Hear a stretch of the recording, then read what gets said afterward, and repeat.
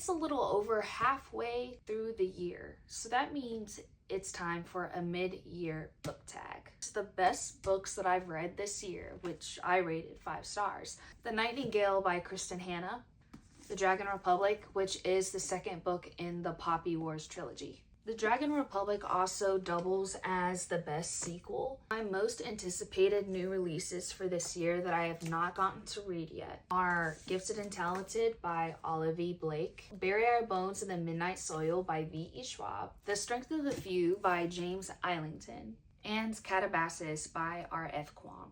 The biggest surprise I've had reading this year were 2 books. One was An American Caddy in St. Andrews. It's nonfiction. I usually struggle really hard with nonfiction.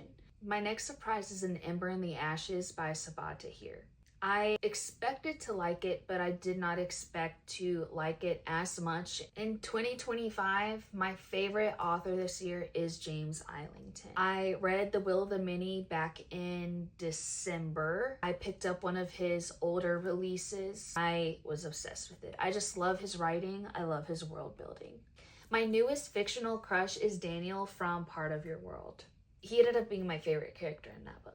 However, my newest fictional crush is Rory from The Night and the Moth by Rachel Gillick.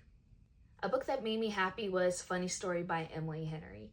I feel like you just can't go wrong with romance when you need like a feel-good read, and that's what that was for me. Next is Just for the Summer by Abby Jimenez. And then we have books I need to read by the end of 2025. This is a little hard for me because I am at the TBR Wheels mercy. However, I do have loopholes, and that is my book club and our podcast books.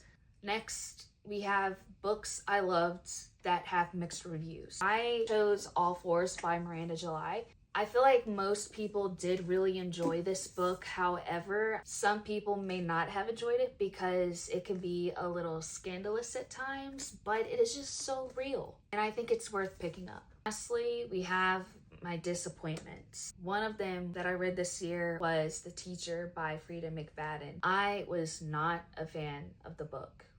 That's all I'm gonna say about it. Next is Emma by Jane Austen. It took me forever to get through it. I wanted so badly to like it. It just did not meet the expectations that I had built up for it in my head. My last disappointment was A Dark and Drowning Tide by Allison Saft. It just ended up falling flat for me. Thanks for listening to my mid-year wrap-up.